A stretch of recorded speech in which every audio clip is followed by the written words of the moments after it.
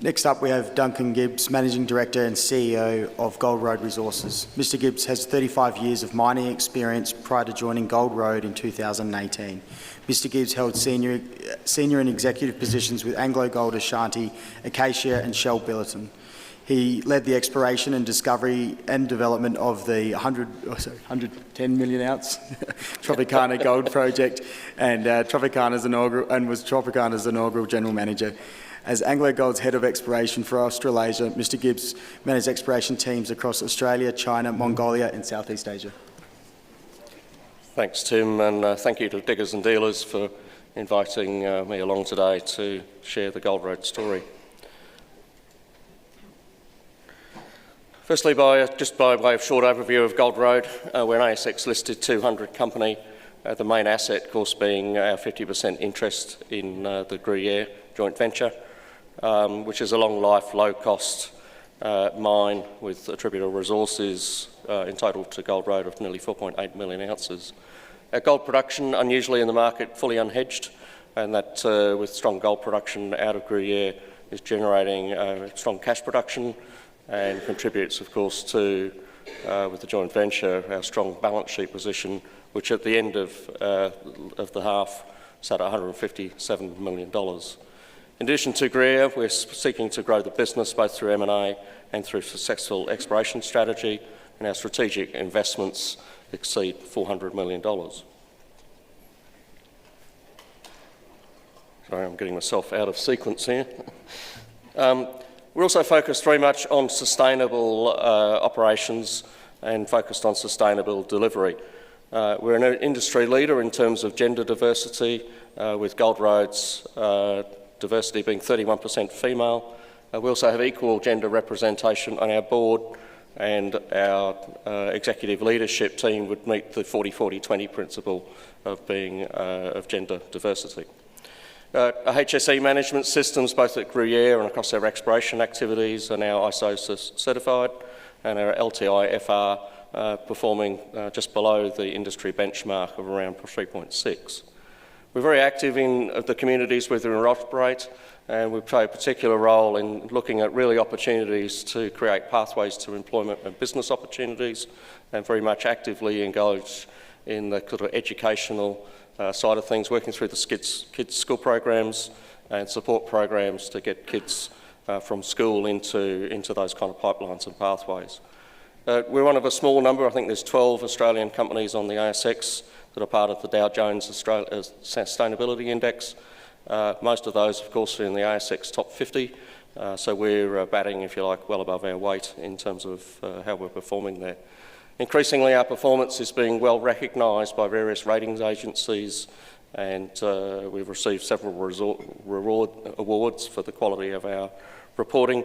And why is that important? Certainly from the broader stakeholder community, of course, but certainly from an investor point of view, increasingly the investment landscape is getting dominated by index funds, and often your ESG performance is the only thing that gets you into that index fund or not.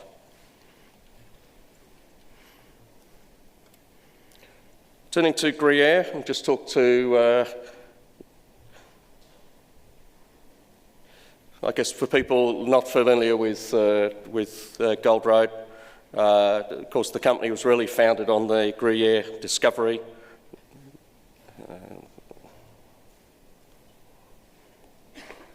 Bit of clicker problem.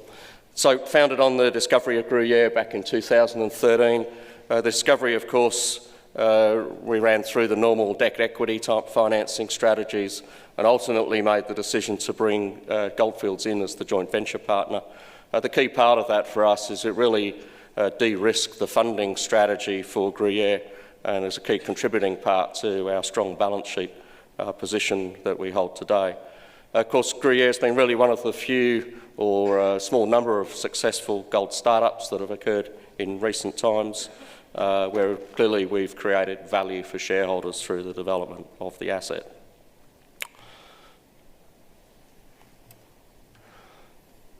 You can see the progressive kind of increase in production that we've had since the start-up back in 2019. We've been progressively increasing production, and really that's coming through from a combination of improving the plant reliability and throughput, combined with increasing grade from the reserve, which I'll cover in a bit more detail through the slide presentation. Of course, we're a lower cost producer in the gold space, and probably notably, unlike a lot of our peers, really all of our cost structure is wrapped up in the all-in sustaining cost. I guess that reflects the fact that really the operation is fully capitalised, and we also elect to basically keep all the costs nice and clear for the investment community within all-in sustaining costs, so we don't have additional growth capital sitting on top of the growth cost, on top of our operating cost. So it's really fairly simple to work out what our operating margins are, and I guess as some recent investors have remarked in some of their papers, there's a lot of growth capital that's not actually growing production, and I think it is becoming a bit of an issue within the gold sector in just putting out integrity of information, which is very much where we're trying to sit and operate. Talking to our first half of production, which is summarised in this slide.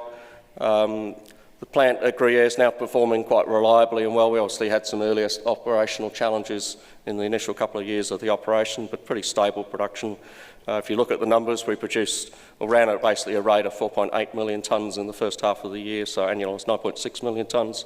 We're certainly on what we see as a trajectory of working towards what we've communicated now for a while of an annual target of about 10 million tonnes per year. Unfortunately, we have had some challenges in the first half of the year with the performance of mining.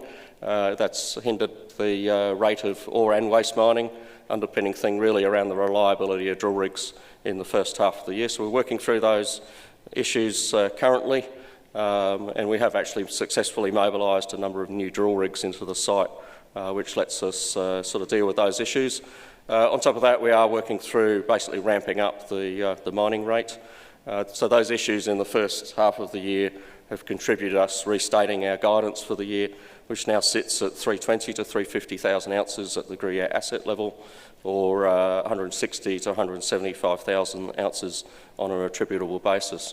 We've retained our all-in sustaining cost guidance, although we expect that to track towards the upper end of the 1540 to 1660 all-in sustaining cost per ounce. So despite the operational challenges that we've had in the first year, we still produced basically 80,000 ounces on an attributable basis with around about $75 million of free cash flow. So certainly if you've got a low-cost operation, there's still good money to be made in the gold space. And clearly for us, being unhedged is an important part of being able to strongly generate cash.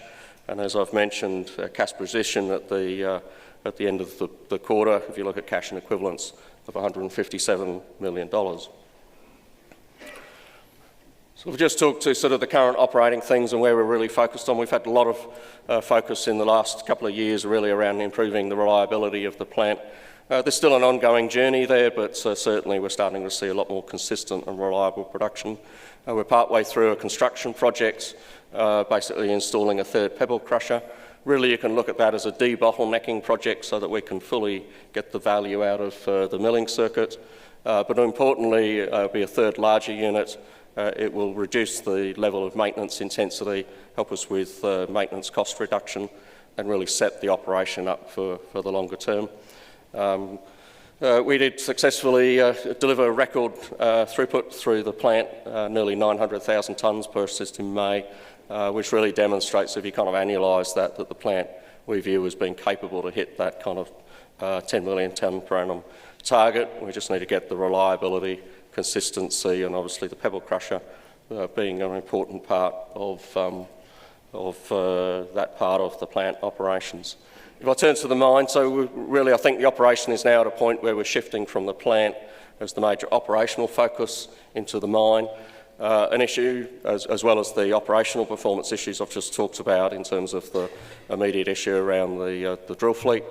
We are in the process of increasing the mining fleet at Gruyere. There's now 600-tonne class excavator sitting up on site. That's been assembled and put together. That shovel should be, or the excavator should be in the dirt around about September.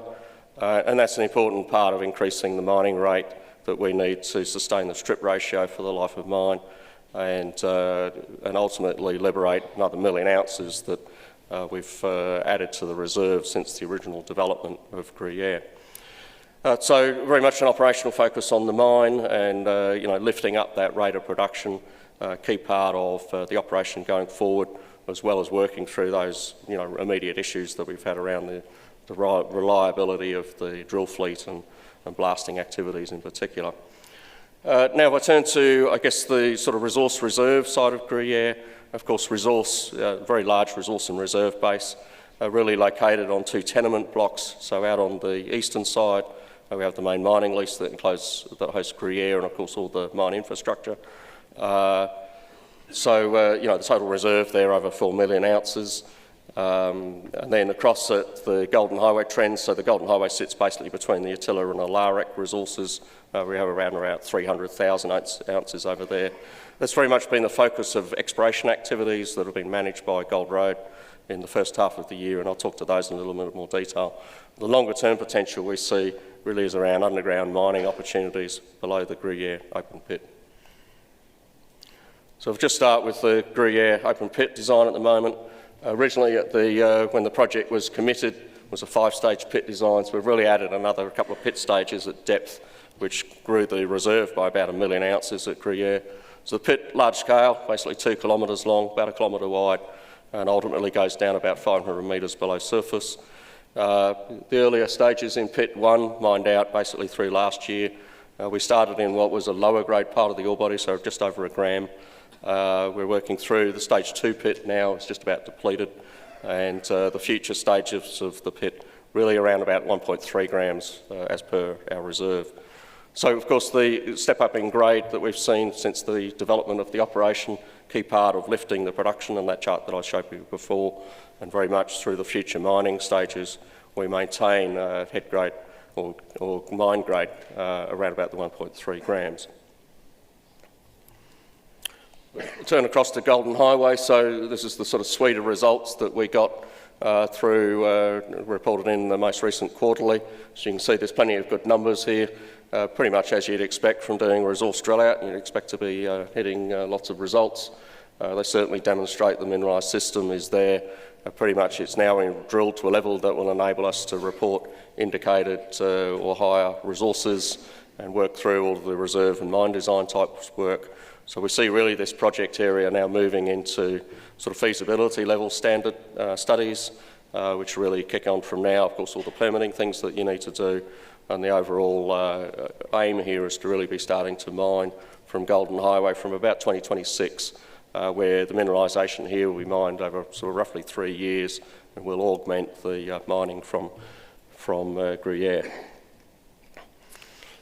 If I turn back to Gruyere, those 7 pit stages reported basically as the reserve, within a pit that goes down about 500 metres.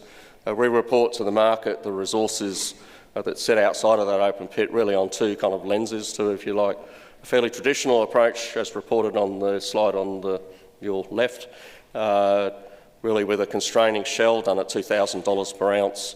We report those as open pit resources, and then an underground resource that's also constrained with some economic optimisation criteria used for underground mineralisation that builds up the total resource base below the open pit. On the right hand side we really look at what if you like, that all the resources below the open pit were mined by underground.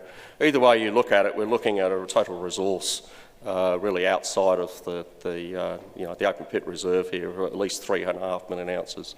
So we see there's potential here for a longer term mine that exists beyond the 7 pit stages, whether that comes from further expansion of the open pit or underground mining. If you look at really a more strategic view of it, the total endowment at Gruyere is around about 10,000 ounces per metre. So you're looking at kind of 10 million ounces in the top kilometre of the mineralised system, and that's really the prize that we have to look at how we unlock. Of course, we're focused on sustainable production. We developed a 13 megawatt solar array that was commissioned last year. That's operating now quite smoothly. It obviously makes quite a significant impact to reducing our site emissions from power, and Gruyere is in fact one of the lower emissions intensity operations. Typically those operations are underground, so what it reflects is Gruyere and the economy of scale that we operate, as well as the fact that power is either generated through renewables or through gas.